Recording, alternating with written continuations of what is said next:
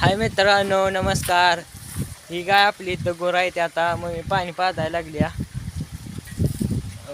पावसाचं वातावरण झालं इकडं. समजा वारं हे सुटलंय इकडं. मागं आपलं बाबा शर्ट राखत्यात इकडं. आता गोरं बांधली आपली. तिकडे 2-4च गोरं होती, त्यांना पाणी पाजायला राहिल्या त्यामुळं तिकडे पाजायला गेली.